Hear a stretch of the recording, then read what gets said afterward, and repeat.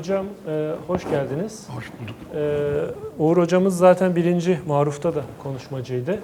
Ama bu kez çok önemli bir kitabı üzerine birlikteyiz.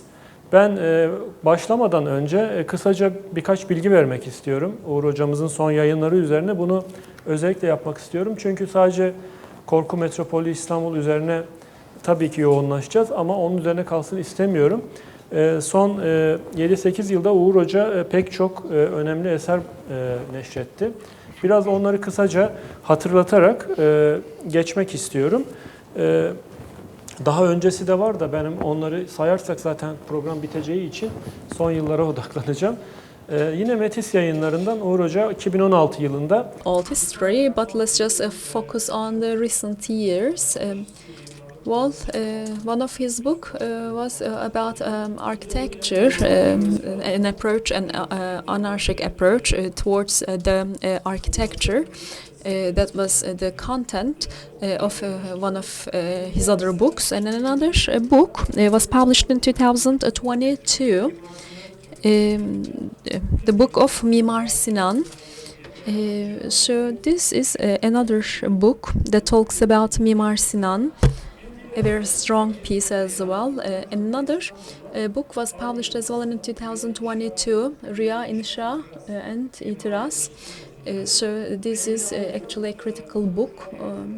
And the same year he published as well another book. And from Metis, Korku Metropolü İstanbul was published by Metis Publication House.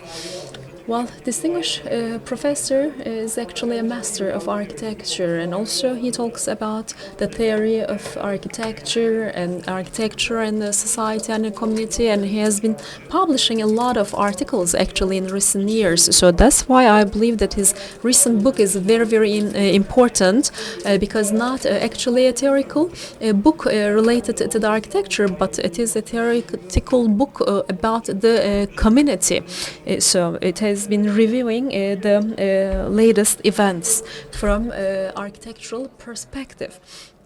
So my first question, why this theme of fear is really attractive to you? Well, actually, in the beginning, in the introduction of your book, you're talking about this, but what would you say on that? Well, yes, we are talking about Istanbul with dread and misgiving. So what might be the reason that regard that? What would you say? Not only Istanbul, but all other metropoles. If you'd like to understand metropoles, first we need to understand the terror. Well, all metropoles are quite terrific. It's not something that I have invented. Let's just talk about London, or let's just think and talk about Berlin, Paris, New York. Of course, these are cities, all of them, all these metropoles have been engaged with the concept of actually terror. Well, Istanbul is one of the most interesting examples of this feeling. It is one of the most antique ones. So in Paris, it starts in the 19th century, becoming the metropole of the terrorists. But for Istanbul, it is earlier than that, to be honest. And I believe that it is something to be handled. And also all these actually frights and as well the horrors are so much related with Istanbul that well, I did not actually have to even work too much on that. I didn't even need to dig to the sources of the information. It was very clear all over the texts. Thank you for your answer. In the introduction of your book, you are talking about other metropoles. As a sociologist myself, when I read all the texts from this perspective, yes, I would agree that this terror of metropole is quite dominant, especially about the part of Chicago. So systematically, actually, I also would like to ask this. I would like to ask this question. Western metropoles, their terror experiences. Yes, there are many books or publications on this issue, but this is not the case for actually Turkey. So, what would you say on this? This interest is not actually only about the affair, but it is something that we do it for many other concepts. So when we say metropole, what we understand is just the high roads or the earthquakes risk. So we are just like maybe understanding all these related other issues. Just creating maybe a urban model, a high discipline urbanicity, but this is somehow blinding the desire of creating actually a real metropole. This is a problematic idea because something is done wrong, and correcting it when it comes to living in a metropole, and when we just think of the physical structure of the metropole, it's just like a very problematic actually approach.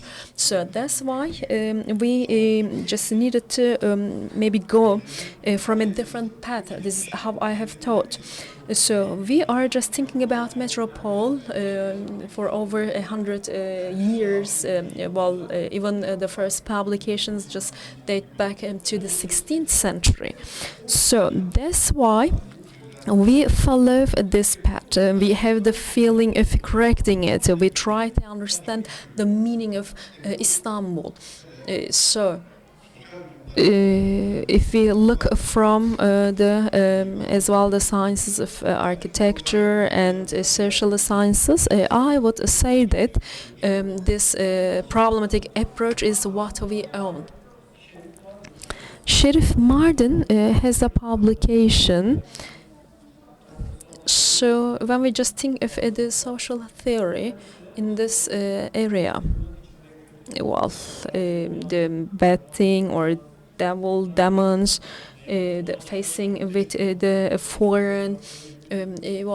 These feelings are as well just said and talked as well in these publications, and you also have a reference to that, so that you bring a total different perspective to what we live and what we go through.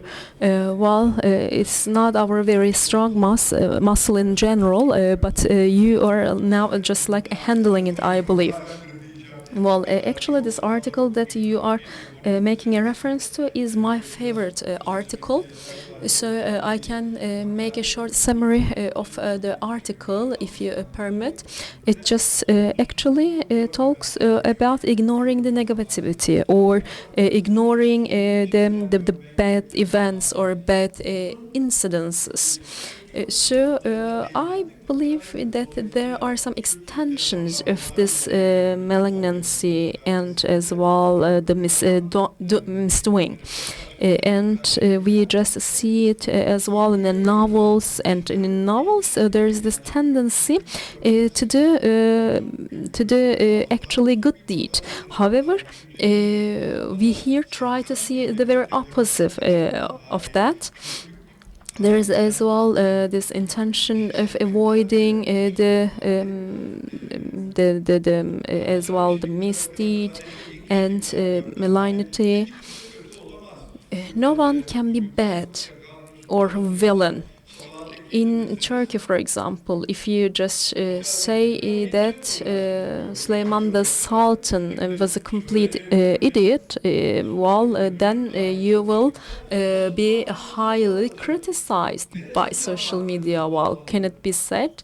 It depends on the perspective that you own. There is not only one identity. There are multiple identities of as well famous people.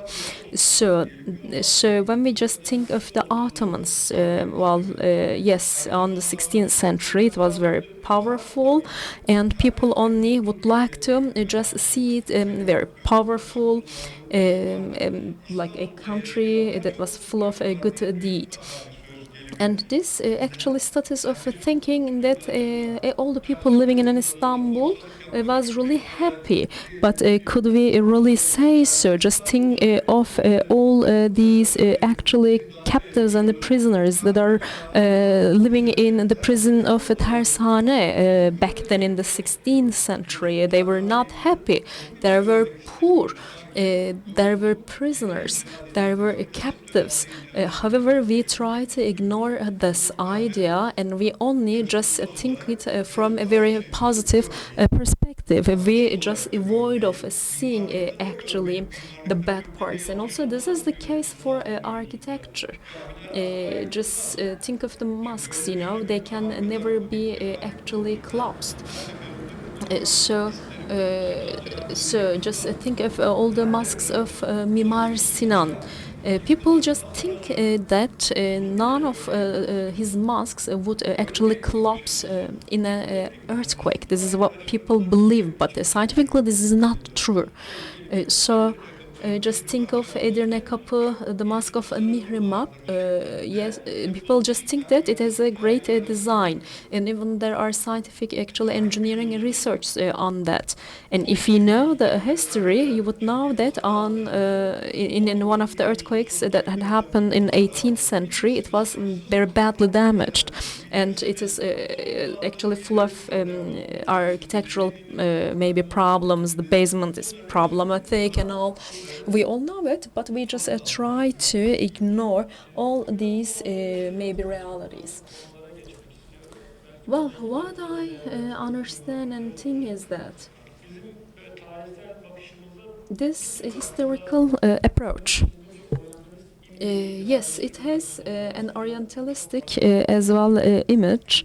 It is a high paradox because this orientalist, I believe, image just starts and when we think of our actually communal life, it is very well enriched, such as the life in the Western century. But the 18th century and the 19th century, it looks like as if they all stuck with the denotation and the images. History is being read by different people differently. So there are very typical examples of that. So related to the book, yes, there is a part about the nature. It is quite striking. Istanbul, the nature of Istanbul, and as well the authors that are writing about the nature. What would you say on that? The fear of nature, this is also another reality. It is something that we do not want to see. Let's think of the historical dissemination of Istanbul. Istanbul actually is in a very quite awkward position. Very close peripheral sites of Istanbul. No one lives there. In the historical island, it just terminates. You wouldn't even find a summer house, even in the areas that are close by. It is quite awkward. Is it natural? No, just think of Florence, the 15th century. Well, you would see many old summer houses or rural houses all around Florence. You would see actually all of these summer houses, villas all around Florence. Even this word was actually discovered and just found back then in the 15th century by Italians, and also that was the case for Byzantine, and in Samarkand we know that there used to be some summer houses, large houses. Iznik, well, we know that in the rural parts of these cities, yes, there were actually big houses, villas. However, Istanbul seems as if it is just an urban city. It is stuck and obsessed with this idea of being urban, while going to the nature is a total different concept. Why would people go to the villas, to the nature?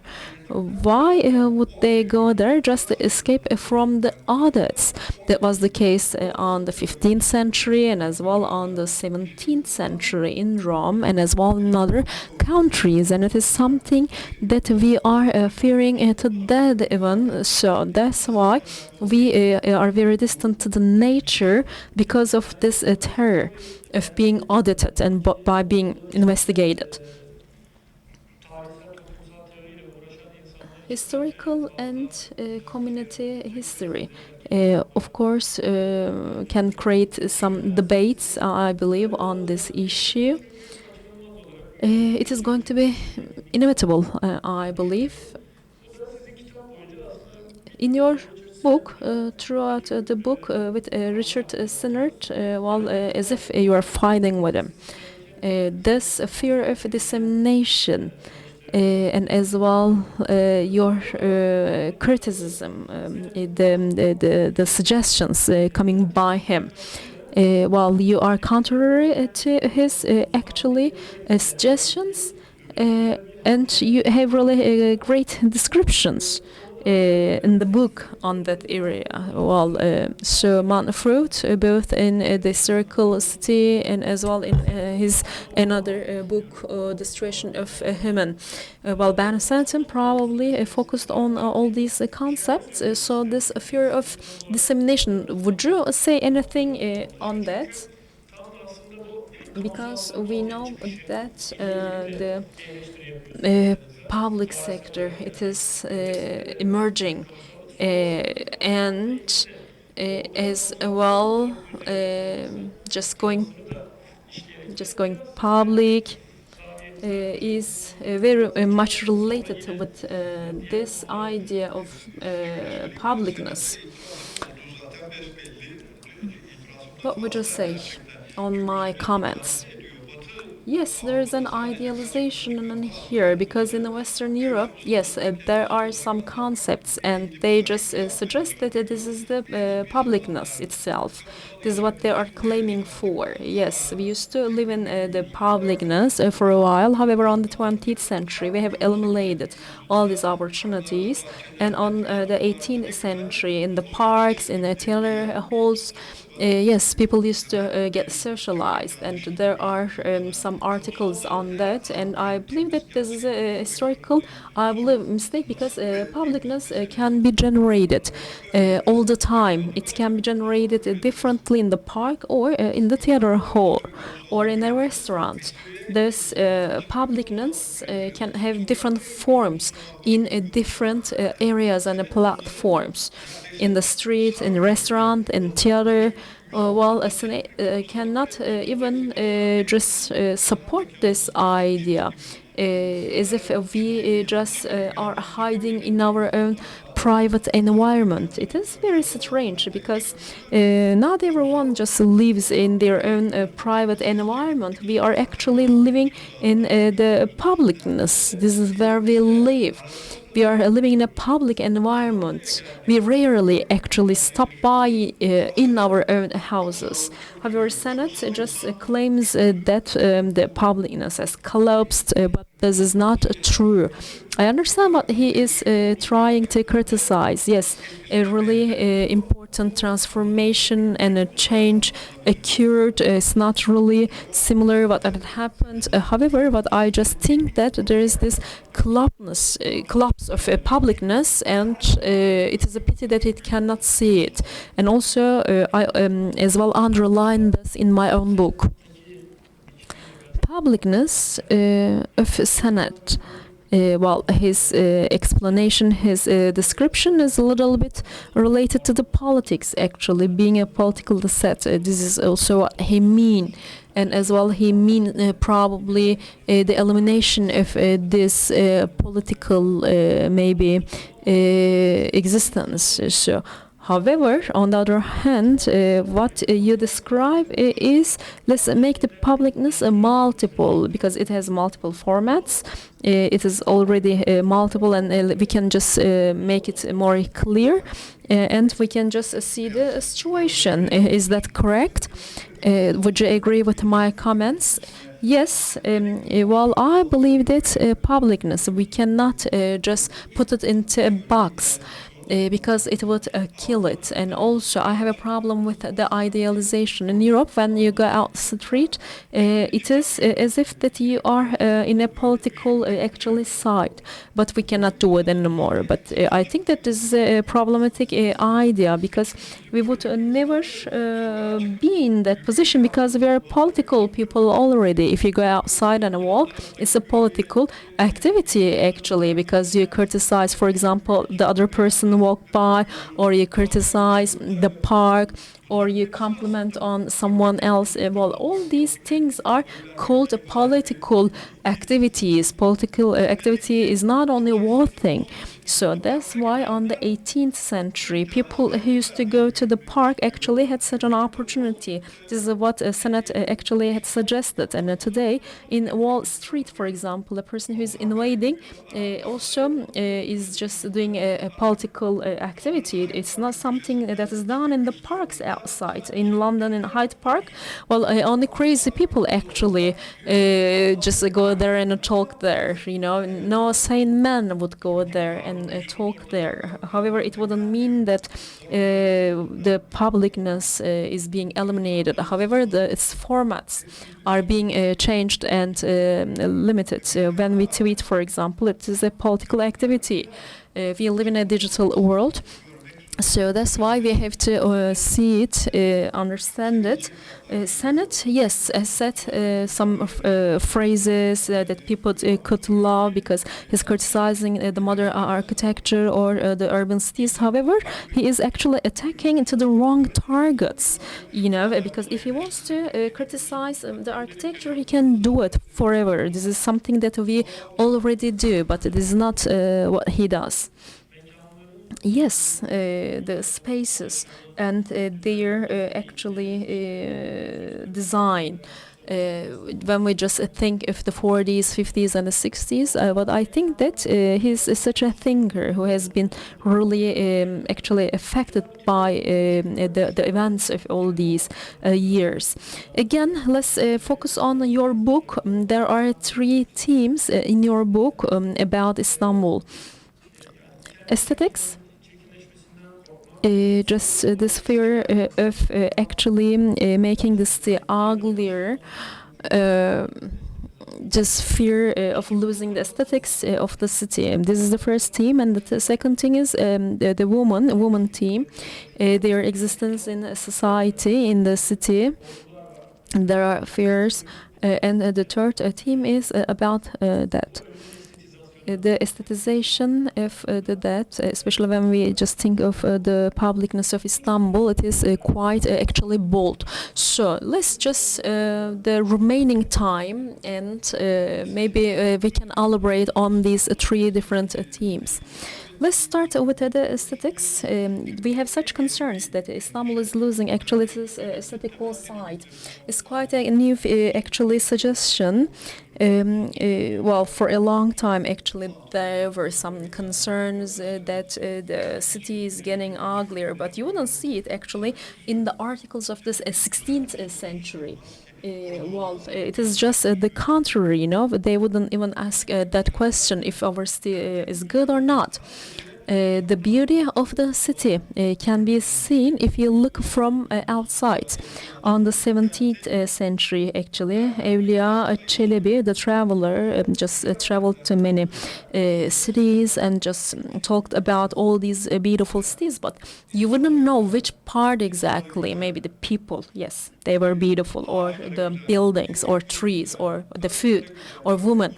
You know, this is how he described actually in his books the beauty of the city, but you do not know exactly which part. So it's not something specific to us, to be frank. It is also the case all around the world. In antique Rome, when they talk about the beauty of a city, actually just you look to Corinth from a hill, and you just say that it's a beautiful city, and that's it. So it is also the case, you know, for other cities, for other periods of time. this issue of the beauty of the city somehow is reflecting differently in our country. After the modernization, some concerns emerged that are questioning the beauty of the city, and I believe that we have to correct it.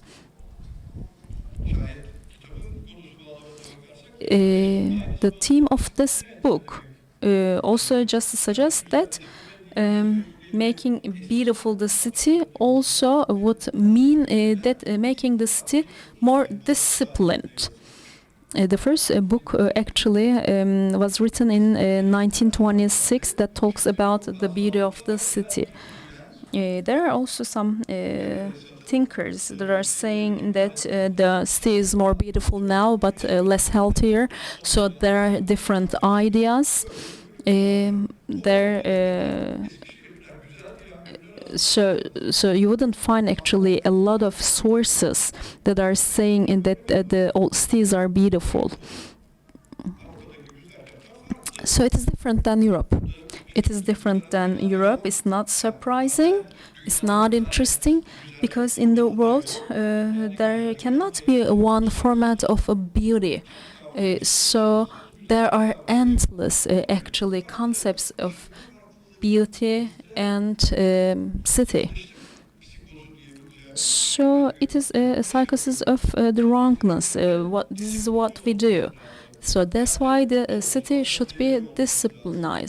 So there should be some vertical streets of the city. These are the concerns that we hear. But the funny thing is that it starts very early, at a very early stage. Let me give you an example. Just think of the grand streets of Paris. They are related to the 16th century because suddenly people actually just started to own some horse cages back then on the 16th century in Paris, and it has impacted actually the sizes of the streets. Just think of these all private vehicles. They are all driving in the streets, so which means that you need to correct all the cracks on the streets. So this is the approach, and as well during the Mahmud II, one of the rulers of Istanbul, as well made some required actually corrections based on this idea. Yes, sometimes you just dream, imagine a problem even before the problem occurs, and I think that this is actually a problematic idea, I would say. It is actually a very Jeune Turk approach. Yes, this is what we see, this is what we perceive. Disiplinini bozarsınız. Kent o demek. Toplumsallık da o demek. This is what a city means. A society just of discipline cannot be, because a society means discipline and the destruction of discipline at the same time. We don't want to see such fights. For that reason, we now have a fear of aestheticism. How to fix it? We must fix it. Like the Square of Concorde, Place de la Concorde in Paris. Why don't we have similar squares? Yes, there were none in Japan either, or not in Berlin either, like the way they are in Paris. Nobody is writing an article questioning why there is no Concorde in Paris, but in 1940s, 50s, this question was still asked in Turkey. We still continue talking that way. This is the fear of aesthetics. The fear of women in the modernization of Turkey was based on women. I think we must acknowledge that fact. This is interesting, not by dealing with men, but dealing with women, continuously trying to change women, shape women. They should be this way, dress that way. All such concerns are concerns on how to change women. On the other hand, women are changing. After speed, in 18th century, women are changing. Modernization is generated by women as well. women who did not used to go to mosque started going to mosque in the 18th century. Since then, we are discussing whether women should enter mosques. Isn't it surprising? Women should not go to mosque, and there are efforts to prevent them from going to mosque in different shapes. I can give you examples from a 18th century article. It talks about women going to different mosques during Ramadan, and it is insulting those women in a way that I cannot repeat here. Or when it comes to going to resorts or parks, women don't go on their own, they go in groups. There is no security problem taking place in parks. But it's a problematic place because women go there, and until then, women did not have the chance to go anywhere except for their close circles. Then they start going to parks in groups without men accompanying them. Until 1930, this was a paranoia that took place, the paranoia of parks. There is just the paranoia of parks. This is a very interesting way of understanding space. So they opened police stations in parks. After the Patrona revolt, now they opened garden police stations at places where there was no security concern previously. This was interesting. The claim of the revolters, according to the text of the time, was that women were too free. An author called Şemdanizade writes that there are less than 3 honorable women in every neighborhood now in 1920s. Can you believe such an Istanbul? Was this really the case? How should we interpret his sentence? Does that mean women lost their honor on 18th century? All of a sudden, there could not be such a big change. It can be found in different parts of the book. The fear of single people. There is a population of unmarried men. This was also a very political problem when it comes to insurgents. This issue of being single. It is very connected to the women's issue, I guess. Yes, it is connected. Yes, Istanbul always needed single men, unmarried men coming from outside. All metropolitans do. But in new ones, it is balanced. But for a long time, a metropolitan area, a metropolis needed immigration to maintain itself. The main dynamic of cities was that they wouldn't be able to grow with their own increase because metropolises meant epidemics. So it had to be fed from outside, London, Berlin, or any other place in the world. They need to be fed new population from outside. But in Turkey, there was reaction and fear for those who come from outside. But it was mostly for the single people because single men were not wanted in that social environment. But the same environment needed single men as well. Many jobs were carried out by single men, like all production, manufacturing-related jobs or porters. They come to Istanbul, and after one generation, they get married and become an Istanbulite.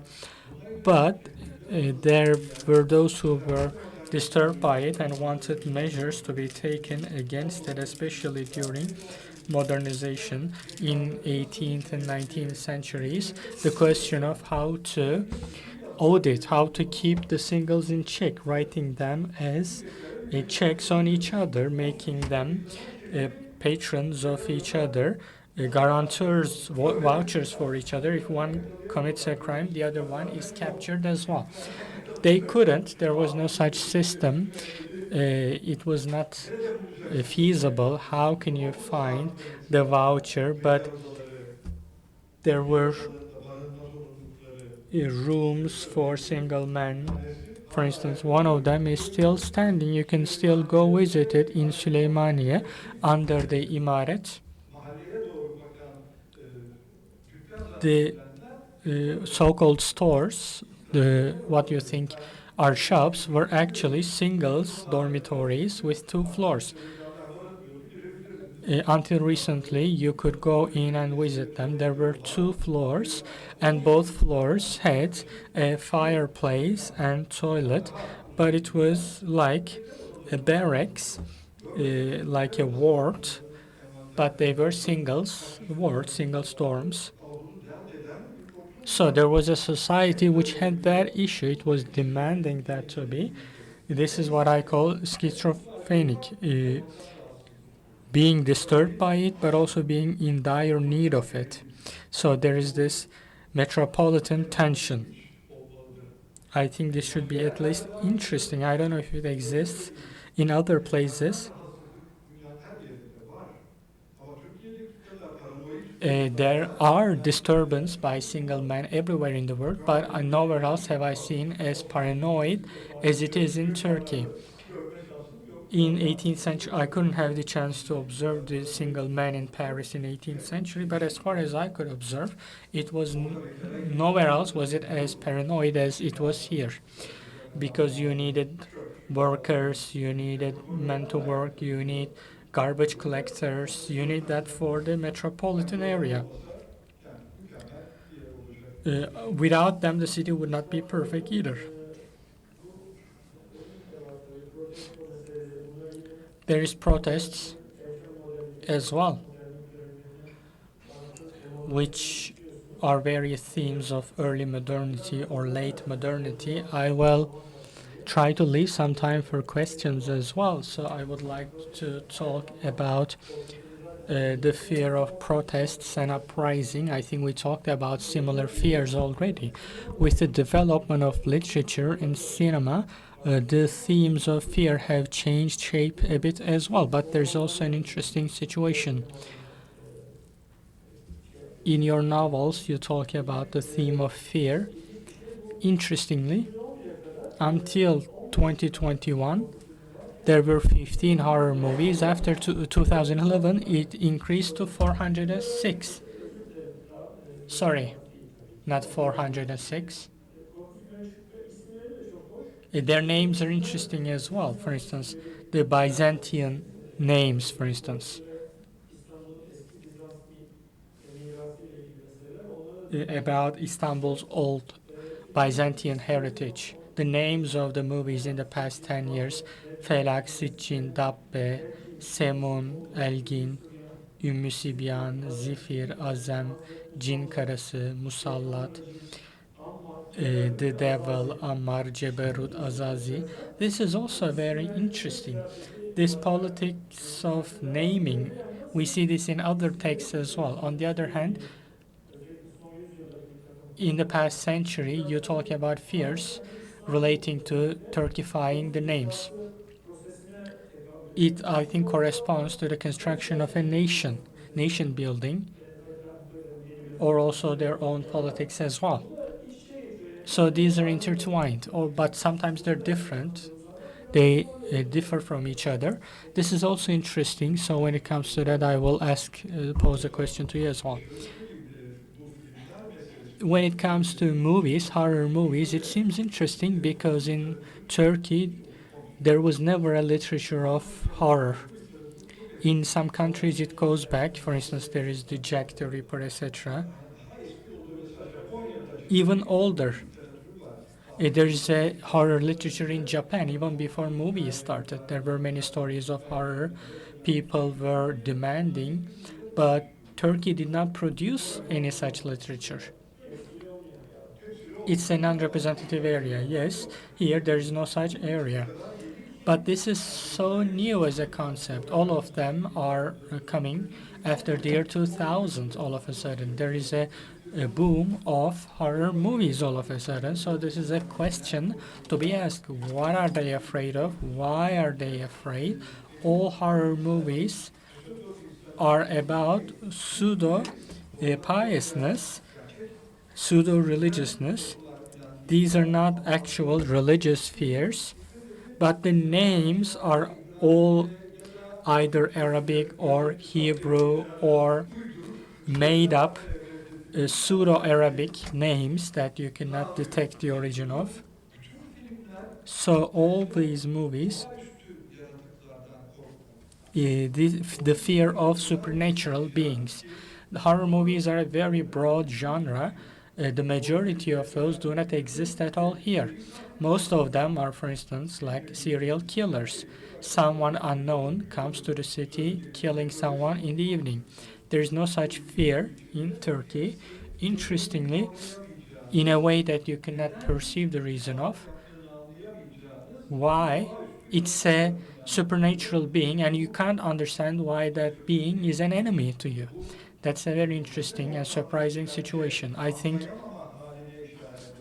it corresponds to lack of understanding in the metropolitan space. When you can't perceive or understand the changes in a metropolitan space, you resort to such fears. You compensate through such fears. You're not afraid of something religious, but you're afraid of the real world. That mood of fear, you reflected here. In a weird way, beyond religious, because I don't think we can call these religious fears. Most of them are interesting. It is merged with metaphysics. There's a metaphysics search there as well. Yes, it's an interesting search. It's, I think, an escape from reality. The problems that you face in reality, you transfer them to the metaphysical world. That's also interesting. That's something that you must think about, why it exists. And then the location names and the rural. Let's talk about that briefly. Then we will have 15 minutes where we can take some questions. We have many examples. We have some challenges about names, about the meaning that they carry. After urban development boom in Turkey, there is also the fear of rural occupying the city after slums come. The jokes on Sultanbeyli, Bağcılar, Güngören, I don't know if you follow new stand-up comedians, they talk about the same. They still continue that dynamic about rural. Yes, before the rural, before the periphery. It's an interesting fear, actually, the fear of the periphery or the rural or the suburbs. There is no metropolis in the world that grows by itself. For instance, even in the past, those who live in Vienna are not 50% are not from Vienna. They come from outside. In Istanbul, it's similar. But here, there's a huge fear of the rural. They occupy, and what will happen? What is funny is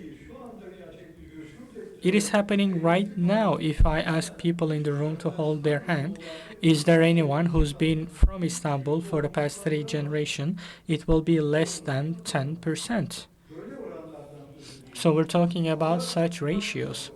But we're afraid of the rural. We all come from the rural. My family is probably one of the most urban families. Maybe you're the only real Istanbulite. Even my family came in 1912 after the Balkan War to Istanbul. It's so simple. Only my grandmother was from Istanbul. They were from Tosya.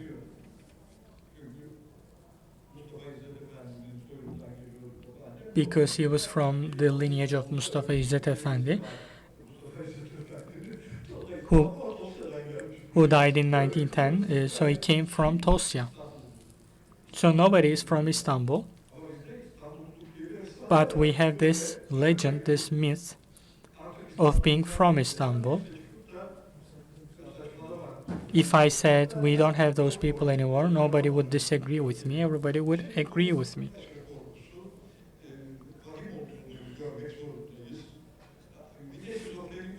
We have to see that it's grim, but also schizophrenic because we are from the rural, but we call others peasants because it's a slur to call others rural in Turkish.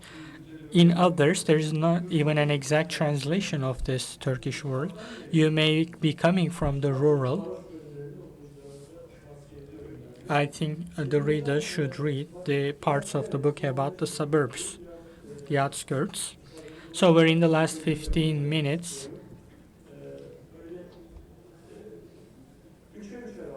I will take 3 questions in each round. Let's keep the questions very short without including any comments. Do we have a mobile microphone?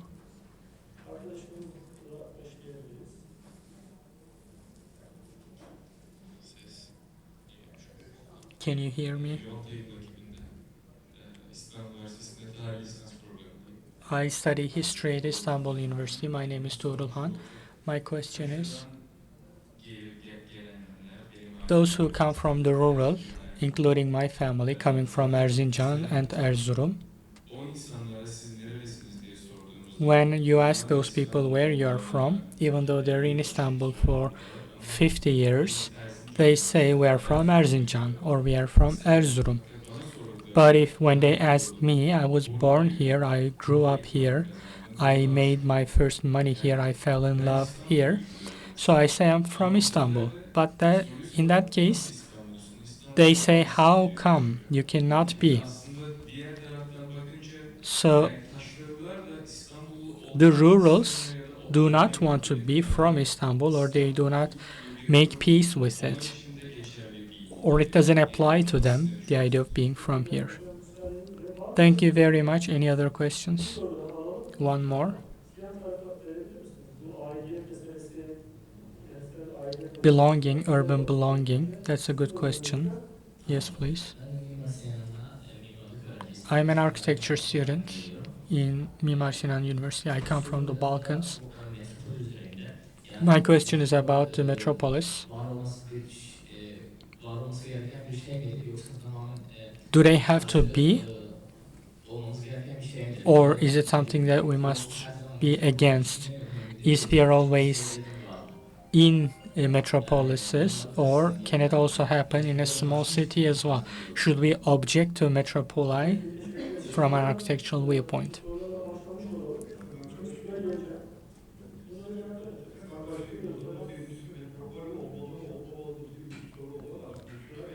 We cannot ask whether there should be. It's like asking, should there be a country called Turkey?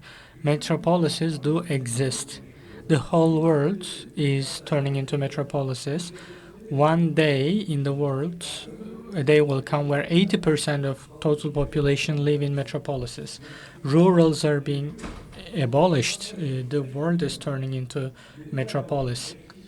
New Delhi, Shanghai, they're 35 million. Istanbul is a small metropolis.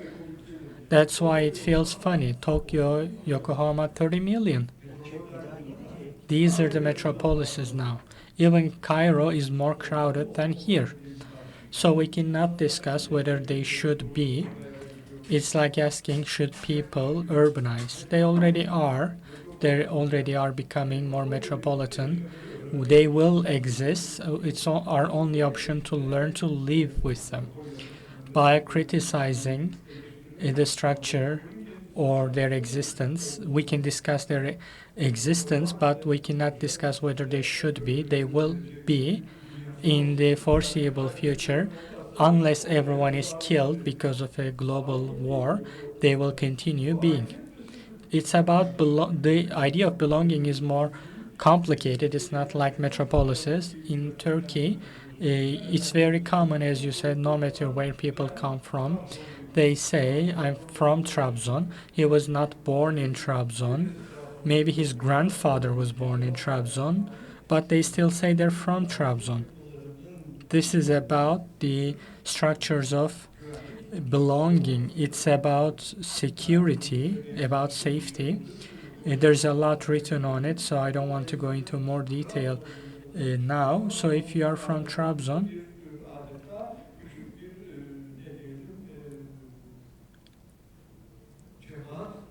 with other Trabzon people, you create a small community. You shop, you do business with them. If you want to go to the store, you prefer a store, the owner of which is from Trabzon. So it's about the feeling of safety in the metropolitan area. When the metropolitan does not accept it, those who are in the metropolis do not accept it, you have to use your origins as a solid building block of your identity. In many places, it's not maintained. People do know their roots, but they don't discuss it as people in Turkey do. They do know, for instance, those who live in London, they know that that their family came from a different place. They know back until the 16th century. But it doesn't mean what it means in Turkey. In Turkey, it's unique. In Turkey, it's part of your identity.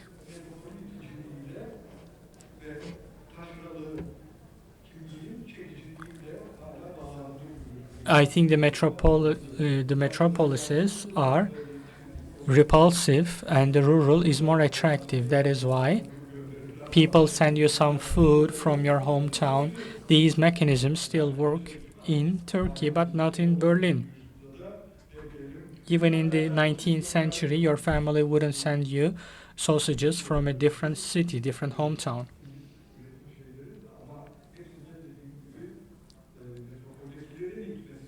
With the push of the metropolitan residents, this persists. I will take a few questions back to back, but let's make them short. I will come from the back. Thank you very much. My question is about the singles rooms. That reminds me the fear about Afghan refugees as well. It has turned into an excuse as well, the fear. There's fear for Afghans, but there's also the fear that they will harass women. That was one question. And secondly, what do you think about the dark heritage, how we can handle that in this context?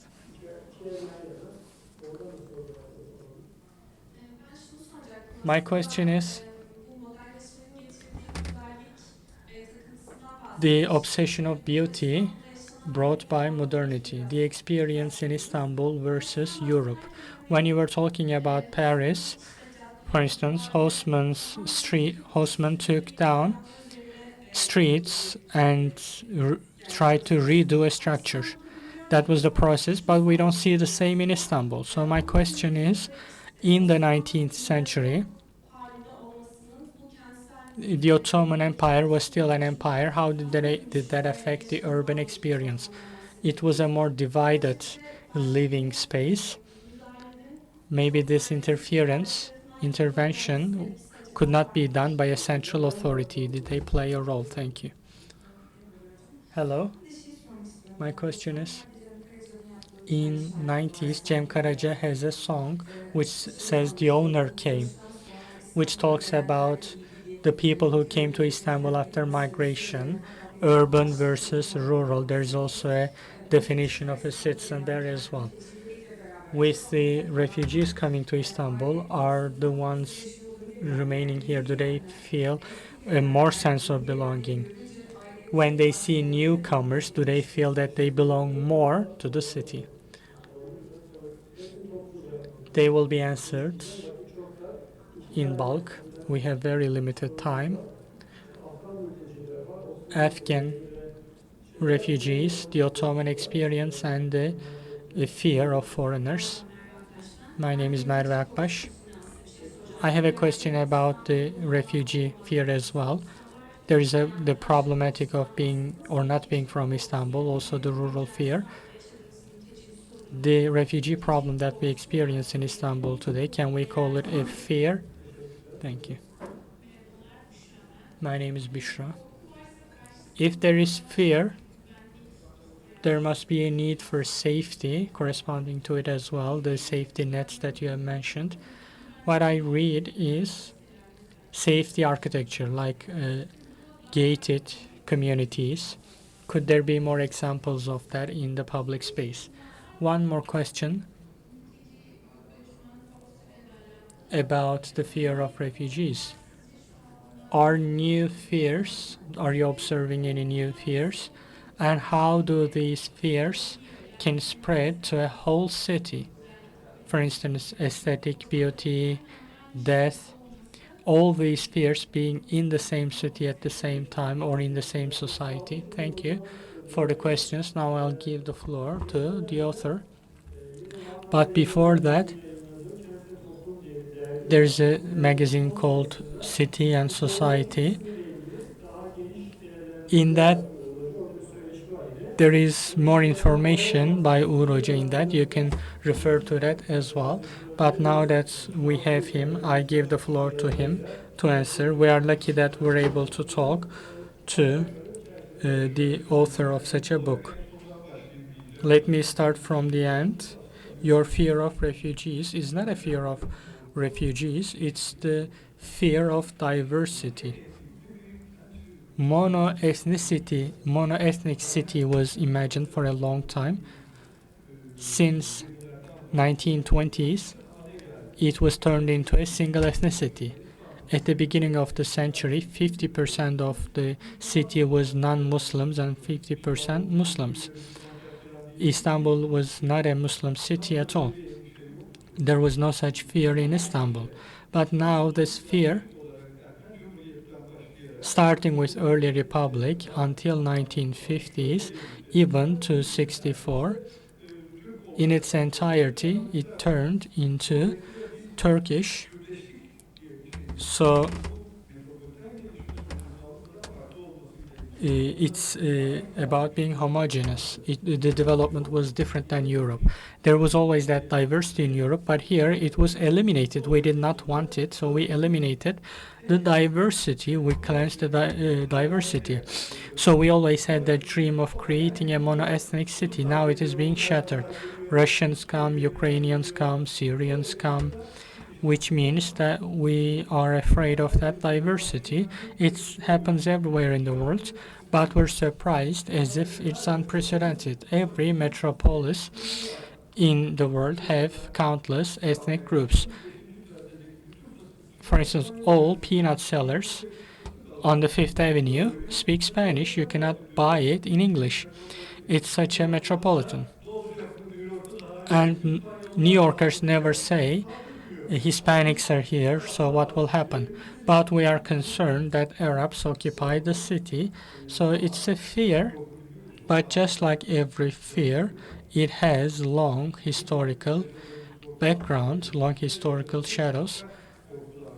There were other fears in the past.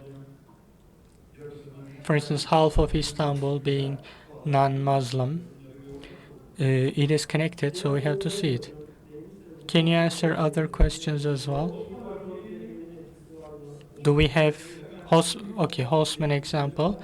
We have, for instance, Izmir. It was a Haussmann-like planning.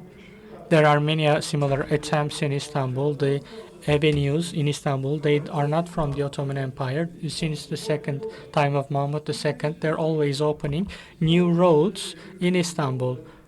Almost all the roads in Istanbul that you walk on start with the Ottoman Empire, and they were created until today. So right now we're holding this conference on a previous graveyard. So yes, it is not unique to us when it comes to Istanbul. Yani About the migration and as well Syrian migration and the fear of men. Well, yes, this is actually the fear of singles. We have already talked on this. While it is not anymore that actually famous, even you cannot even rent a house actually if you are single. It's a little bit out of fashion though. Microphone, please. Migrant issue. You have said that it's not in New York, But wasn't there the same fear in Germany when Turkish workers first arrived to Germany? Wasn't that the case? Well, actually, it is a very studied topic. I cannot say that there was such a fear actually, because it was just a large group arriving to the country, and they were being underestimated, you know, because they were ignorant and they did not have the manners. So that's why they were underestimated. But the Germans did not have the fear if they are going to invade the country. But we do have it actually. We are just afraid that one day Turkey will become an Arabic country.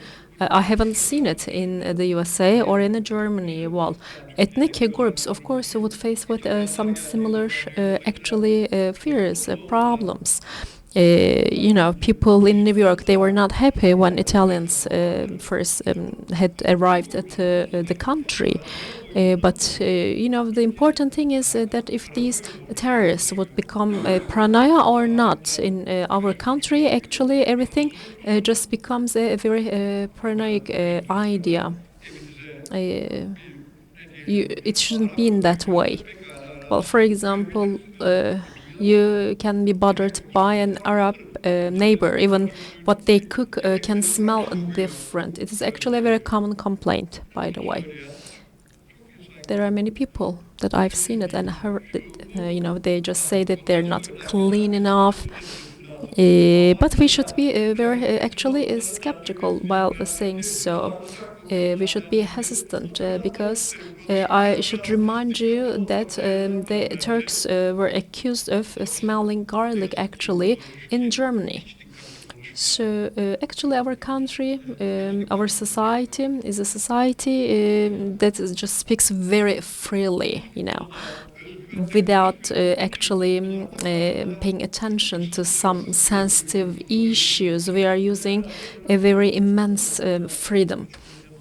This is, of course, a very strong theme of the book because we're talking about historical as well sustainability, and there is an cognitive as well approach, and there are some problems related to the representation of it. Yes, there's this fear, but these fears are the things that we cannot really talk about, but they live with us, in us. It just reminds me of the bad marriage, you know.